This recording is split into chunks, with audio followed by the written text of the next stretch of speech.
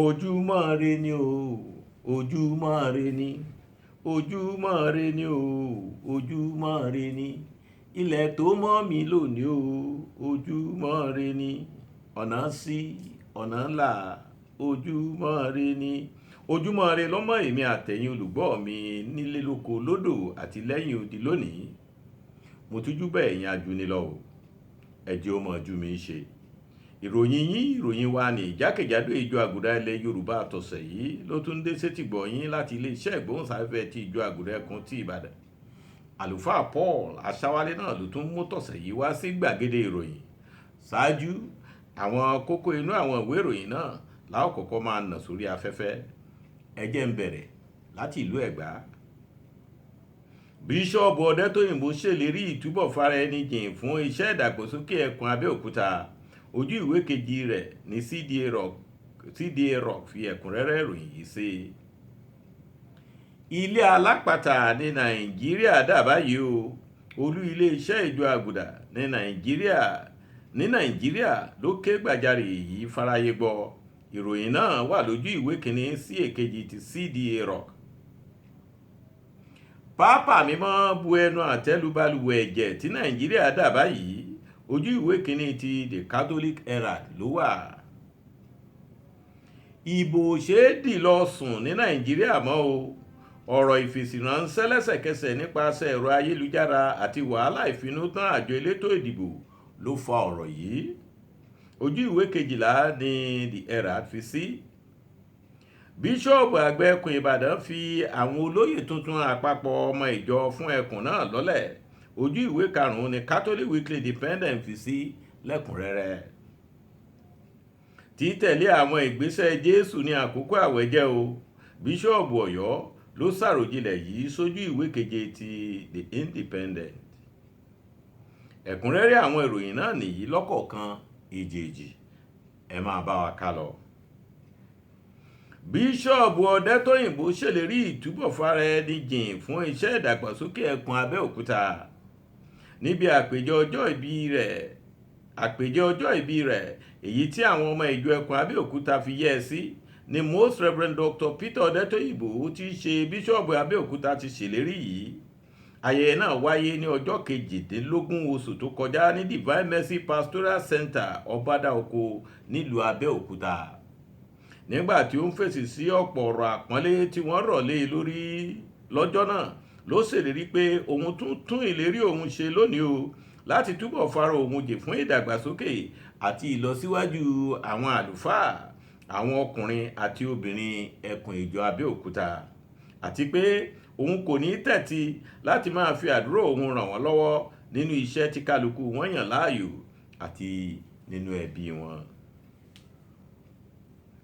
ilé alápatà ní ilẹ̀ nàìjíríà dà báyìí o olú iléeṣẹ́ ìjọ àgùdà ní nàìjíríà tó wà nílùú àbújá ló ké gbàjarè yìí fáráyé gbọ́ nínú àtẹ̀jáde rẹ̀ kan èyí tí ó pe àkọlé rẹ̀ ní igbe àwọn aláìṣẹ̀ ẹ dáwọ́ ilé alápatà yìí dúró ní nàìjíríà the cry of the innocent stop the slaughterhouse in Nigeria ní Catholic Secretariat of Nigeria ti fariwo yìí ta olú iléeṣẹ́ yìí fìbínú rẹ̀ hàn sí ọ̀tún ìpànìyàn tí kò sẹ́ni dá ẹkùn rẹ̀ yìí tí wọn kò dá ẹkùn rẹ̀ yìí tó sì wá di tọrọ fún kálẹ̀ tí kò sì tún jẹ́ kí àwọn ará ìlú nígbà gbogbo àti kí wọ́n ní ìgbàgbọ́ kankan nínú ìjọba orílẹ̀-èdè yìí mọ́. wọ́n ní àwọn apànìyàn wọ̀nyí kì í kàn ṣe nípasẹ̀ ìdàrúdàpọ̀ lásán o bí kò ṣe ìtàjẹ̀sílẹ̀ èyí tí dídákẹ́ àwọn ìjọba fi ààyè sílẹ̀ fún tí ó sì ti fi bẹ́ẹ̀ gba ẹ̀tọ́ àwọn ọmọ nàìjíríà láti lè gbé lálàáfíà lọ́wọ́ wọn. pápá mímọ́ bu ẹnu àtẹ́lu balùwẹ̀ ẹ̀jẹ̀ tí nàìjíríà dà báyìí ojú ìwé kìíní ti the Catholic Herald ló wà. pápá mímọ́ Leo ìkẹrìnlá sọ pé inú òun kò dùn rárá sí ìṣẹ̀lẹ̀ láabi tó ṣẹ̀ṣẹ̀ nílùú kan tí ó ń jẹ́ Wóró lórílẹ̀‐èdè nàìjíríà níbi tí 200 ènìyàn ti gbèkúrú jẹ lọ́wọ́ ẹbọra nípasẹ̀ àwọn agbésùmọ̀mí. pápá mímọ́ sọ pé kí ìjọba nàìjíríà yára wá nǹkan ṣe sí àwọn ìṣẹ̀lẹ̀ wọ̀nyí ni o kí irúfẹ́ rẹ̀ má sì lè ṣẹ́yọ mọ́ láéláé. Ó sì tún ṣèlérí àtìlẹ́yìn àdúrà rẹ̀ fún àwọn tó faragbá nínú ìṣẹ̀lẹ̀ yìí pẹ̀lú àwọn ẹbí wọn. Ìbò ṣéèdì lọ sùn ní orílẹ̀-èdè Nàìjíríà mọ́ o.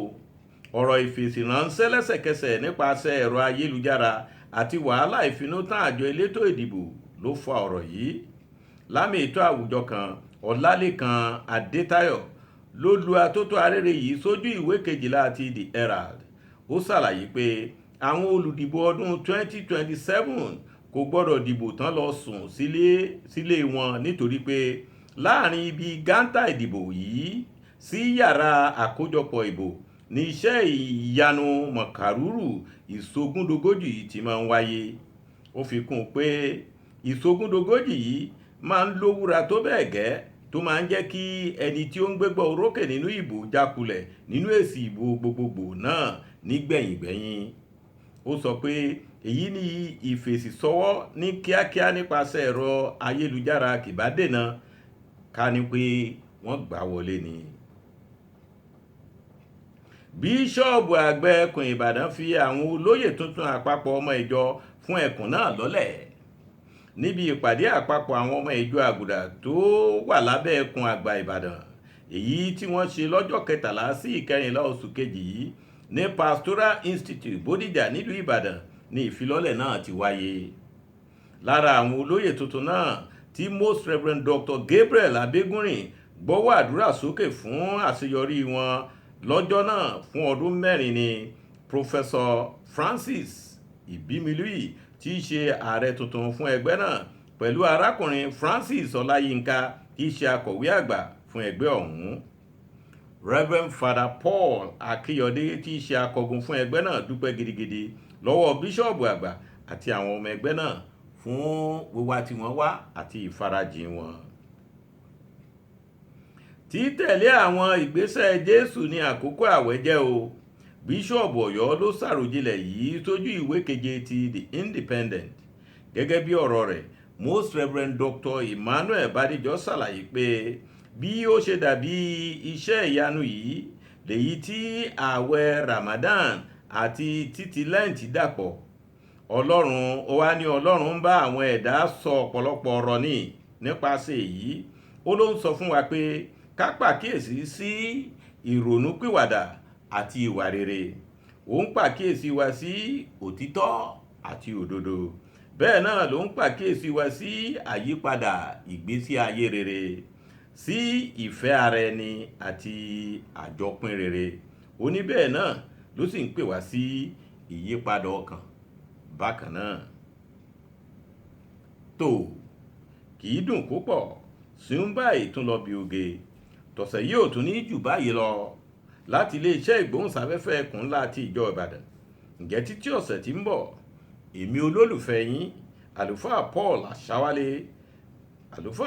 Àṣàwálé ló ń gbàdúrà pé kò kúkú ní le mọ́ wa, kò sì tún ní rọ̀ mọ́ wa lọ́wọ́ láṣẹ Ìdùmarè.